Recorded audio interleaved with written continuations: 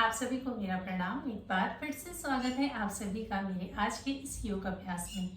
और आज की इस वीडियो में हम बात करेंगे वेरिकोज वेन्स के बारे में। आप मेरी दोनों तरफ की तस्वीरों को देख सकते हैं। इस तरफ की तस्वीर को आप देखेंगे तो इसमें क्या होता है कि जो नसें होती हैं वो सूखने लगती हैं और छोटी छोटी गांठें बनाने लगती हैं और आपस में फंस जाती हैं, जिसकी वजह से स्किन पर छोटे छोटे दाने दिखाई देने लगते हैं। दूसरी तरफ की तस्वीर को आप देखेंगे जिसमें कि स्पाइडर वेन्स है। इसमें क्या होता है, जो हमारी छोटी छोटी नसें होते हैं जिसे हम कैपिलरीज कहते हैं, इसमें जो खून होता है वो जमा होने लगता है, जिसके कारण जो ये छोटी छोटी नसें हैं ये मकड़ी के जाल के समान हमारे स्किन पर बैंगनी रंग की दिखाई देने लगती हैं, जिसे आप स्पाइडर वेन्स भी कह सकते हैं।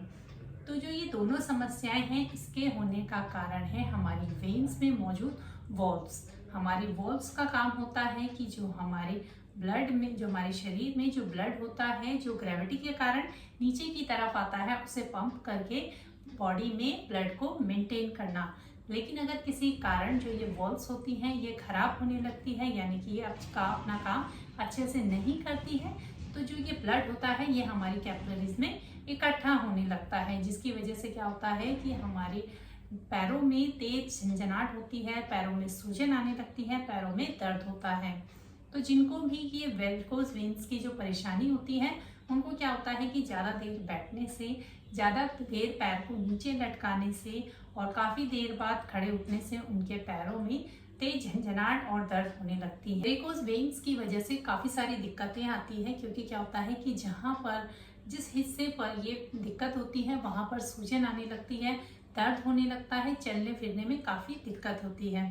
तो आज की इस वीडियो में हम बात करेंगे कि वेरिकोज वेन्स को, यानी कि आप योग के माध्यम से इस प्रॉब्लम से, इस समस्या से कैसे निजात पा सकते हैं।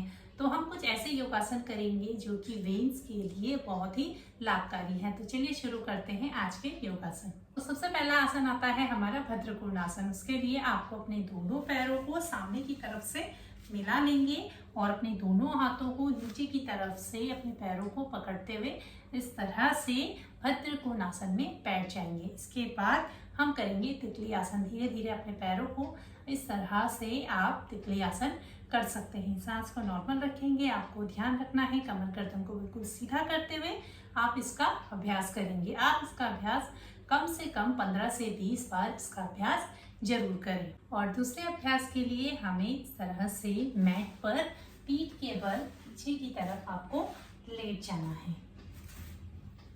इस तरह से मैट पर लेट जाएंगे, अपने दोनों पैरों को सीधा करते हुए, वो सीधा ऊपर की तरफ ले जाते हुए और धीरे धीरे क्लॉकवाइज आपको एंकल को रोटेट करना है। सांस को नॉर्मल रखेंगे, धीरे धीरे रोटेट करते रहेंगे। हाथ को एक तरफ से कम 10 बार रोटेट करना है और फिर यहीं से एंटी क्लॉकवाइज धीरे धीरे सांस को नॉर्मल अच्छे से रोटेट करते हुए धीरे से नीचे और यहाँ पर वापस से चेंज करते हुए दूसरे पैर पर बिल्कुल सीधा और इसी तरह से आपको एंकल रोटेशन करना है। सांस को नॉर्मल रखेंगे, धीरे धीरे रोटेट करते हुए अच्छे से।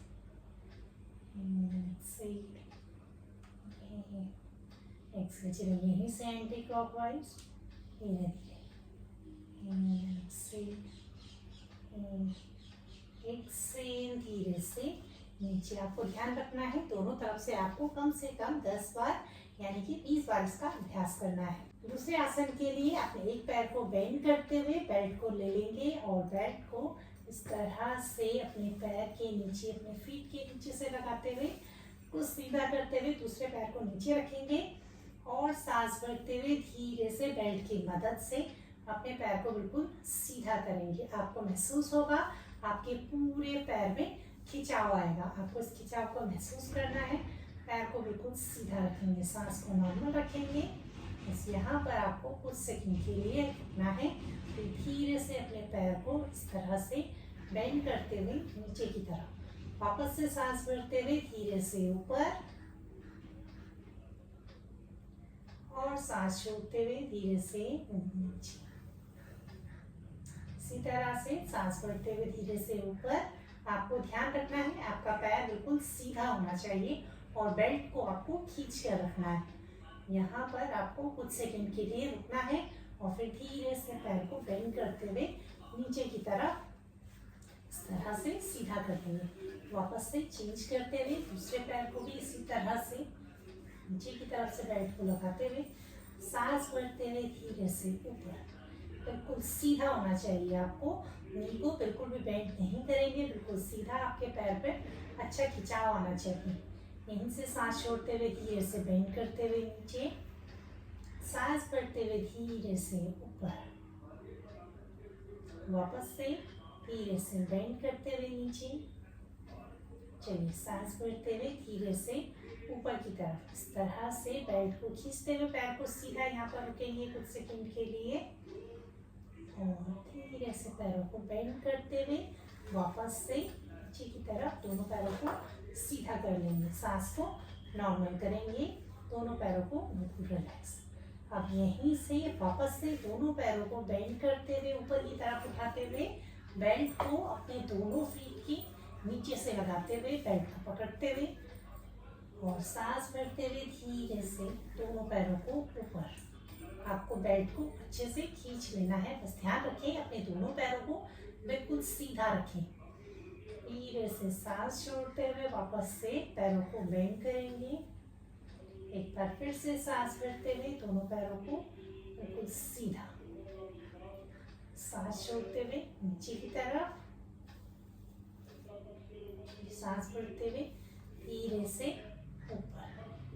इस तरह से यहाँ पर कुछ सेकंड के लिए रुकेंगे, पैरों को बिल्कुल सीधा, बेल्ट को खींच कर रखेंगे।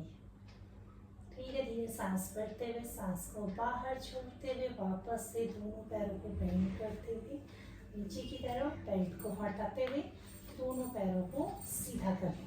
वेरिकोज वेन्स की जो एक्सरसाइज होती है उसमें क्या होता है कि हमें अपने पैरों को ऊपर की तरफ रखना होता है, क्योंकि जो इसमें ब्लड का जो प्रॉब्लम है हमें उसको सॉल्व करना है। इसके बाद हमें क्या करना है, अपने दोनों पैरों को बेंड करते हुए ऊपर की तरफ उठा लेंगे और अपने दोनों उंगलियों से अपने पैर के अंगूठे को आपको इस तरह से अच्छे से पकड़ते हुए, जब आपकी ग्रिप अच्छे से बन जाएगी तो अपने पैरों को धीरे से खोलते हुए पीछे की तरफ अपनी तरफ खींचेंगे। आपको ध्यान रखना है कि पैरों को ज्यादा बाहर की तरफ ना खोलें, क्योंकि क्या होता है कि हम अक्सर अपने पैरों को इस तरह से खोल लेते हैं। लेकिन आपको क्या करना है, अपने दोनों पैरों को सीधा, यानी कि आपको ध्यान रहे कि जो आपके पैर हैं वो आपके चेस्ट की तरफ और जो पैर के अंगूठे हैं वो आपकी तरफ इस तरह से खींचने चाहिए। बस यहाँ पर आपको कुछ सेकंड के लिए रुकना है, सांस को बिल्कुल नॉर्मल रखेंगे। धीरे धीरे आपको इस तरह से थोड़ा थोड़ा हल्के हल्के आपको थोड़ा सा स्विंग करना है, इधर से उधर धीरे धीरे सांस को नॉर्मल करते हुए धीरे से, और अपने पैर को पीछे की तरफ खींच कर रखेंगे। बस यहाँ पर आपको कुछ सेकंड के लिए रुकना है, सांस को नॉर्मल रखेंगे। धीरे से दोनों पैरों को नीचे की तरफ ले जाते हुए और दोनों पैरों को सीधा कर लेंगे।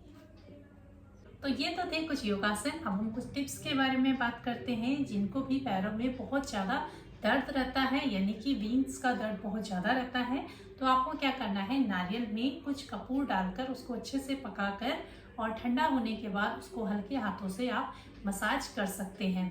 दूसरा है कि आपको ऊंची हील्स वाली चप्पल बिल्कुल भी नहीं पहननी है।